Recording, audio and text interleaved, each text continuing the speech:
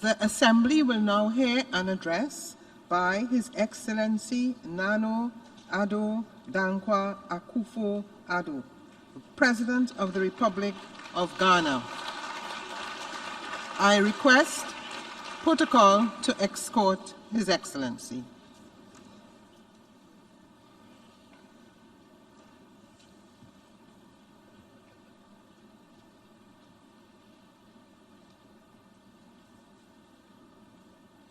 On behalf of the General Assembly, I have the honor to welcome to the United Nations His Excellency Nana Addo Dankwa Akufo-Addo, President of the Republic of Ghana, and to invite him to address the Assembly.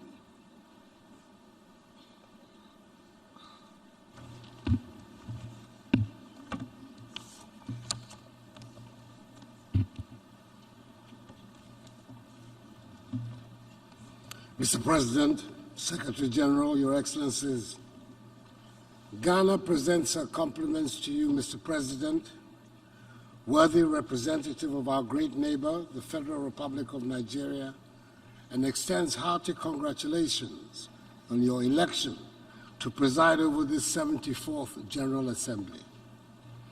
We extend our appreciation to the President of the 73rd session for her work and commend the brave theme that has been selected for our consideration during this meeting. I note that there is a United Nations accepted definition of poverty, which, like everything undertaken by our institution, tries to find a form of words that is acceptable to all of us. But, Mr. President, it is probably right to say that those of us who live in countries generally referred to as developing countries get somewhat bemused by arguments and complicated definitions of poverty. For us, poverty is a daily reality that we live with and feel, for far too many of our people are burdened with it, and it robs us of the dignity that should be the inherent right of every human being.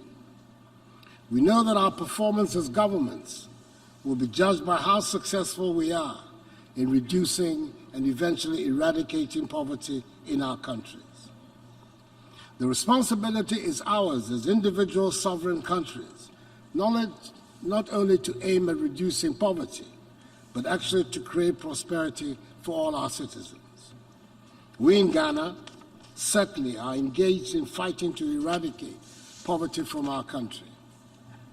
If the world wants to marshal all its undoubted energies to support this fight, there cannot be a better start than an acknowledgement and a consensus among the nations of the world that indeed poverty anywhere degrades us all, whether in the developed or developing world.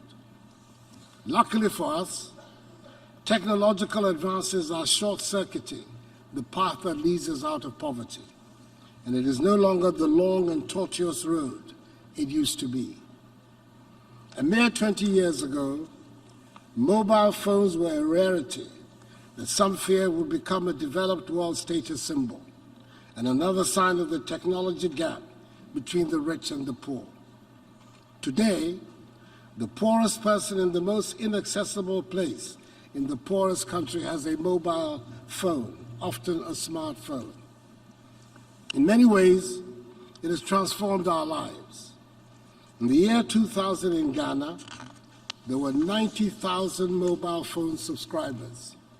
Today, there are more than 41 million subscriptions. This has led to a remarkable difference in communications within our country and with the outside world. A sizable and growing number of the population has been and is being brought into the formal banking sector by the mobile phone. Mr. President, the application of technology can be the tool to set us on the road to prosperity.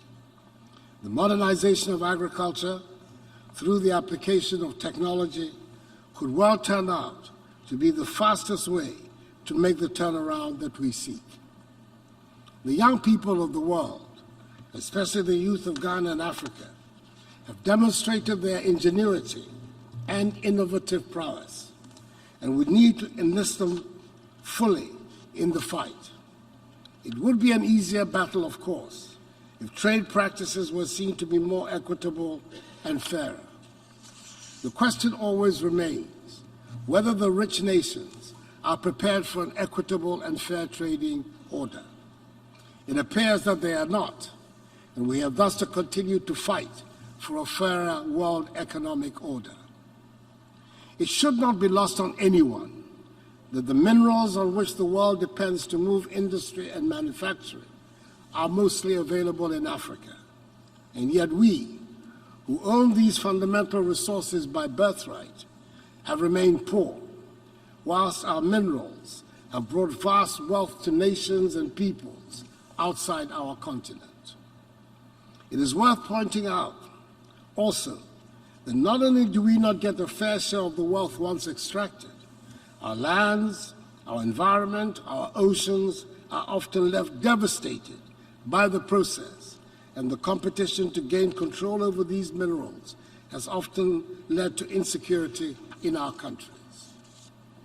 I do not seek to blame outsiders for our problems, but since we are being urged to find multilateral solutions, I believe it is worth pointing out that unfairness in the economic order undermines the fight against poverty. Indeed, the flight of capital is continuing the foreign exploitation of Africa, represented by colonialism and imperialism.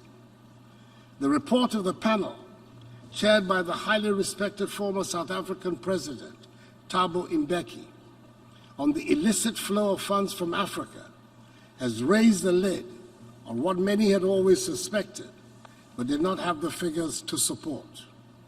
According to that report, Africa is losing annually more than 50 billion United States dollars through illicit financial outflows. Collaboration is certainly needed amongst nations of the world to stop this rape of Africa. The African Continental Free Trade Area, which recently came into effect, and whose secretariat Ghana has the honor of hosting, is a major collective effort by Africa to get to grips with mastery of her own development. It will be the world's largest free trade area since the formation of the World Trade Organization, and will provide the vehicle for us to trade better among ourselves, offer an opportunity to exploit our abundant wealth and resources for the benefit of our peoples, and give us protection in how to deal with other trading blocs. Mr. President, the fight to eradicate poverty is instinctively linked to quality education, the second part of the problems identified for special attention during this General Assembly meeting. Wherever quality education is available, there's usually prosperity. Throughout the ages, education has been the most equitable source of providing opportunities and has provided the fastest and most reliable route out of poverty. We in Ghana acknowledge that we need an educated and skilled population to be able to compete effectively in the world economy. We're therefore taking the courageous step of spending on education a substantial part of our national revenue, indeed, a third of our nation's budget.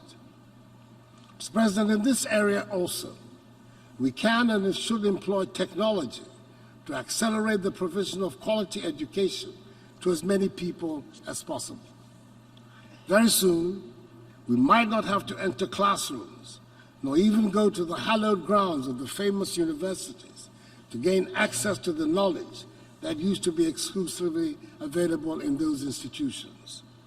It is possible now for our young people to listen to lectures and watch experiments by famous scientists and scholars on their smartphones and laptops without setting eyes on or physically ever entering an Ivy League university.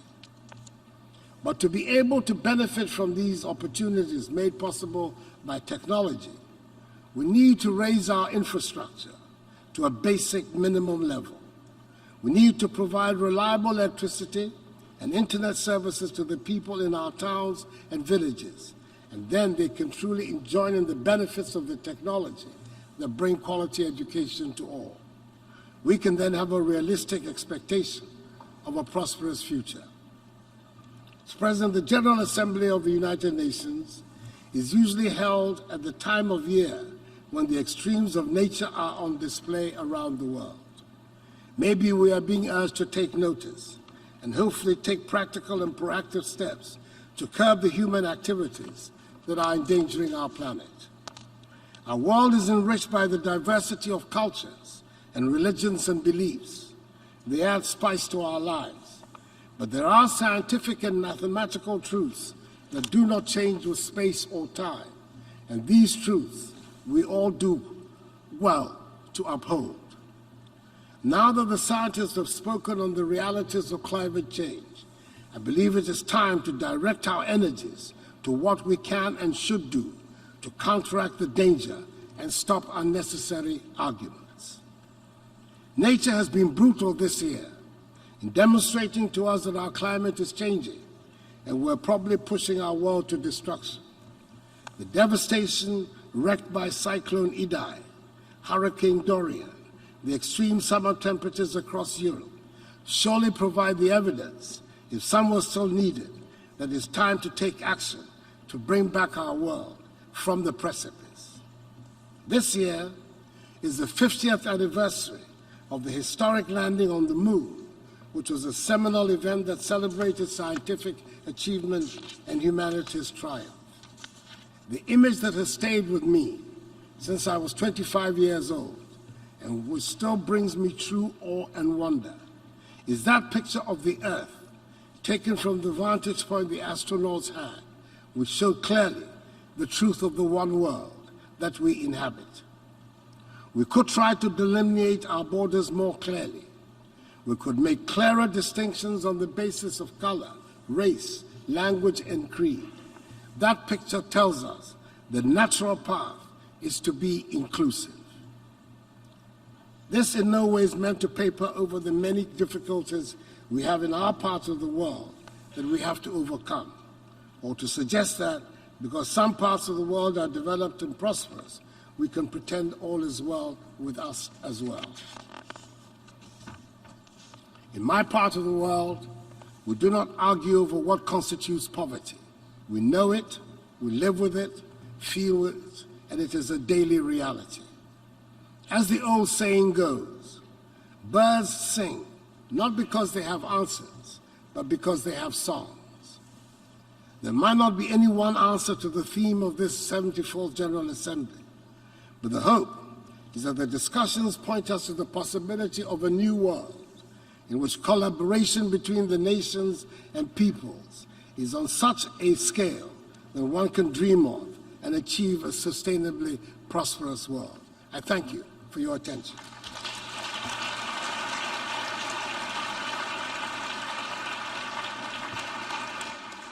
On behalf of the General Assembly, I wish to thank the President of the Republic of Ghana for the statement just made.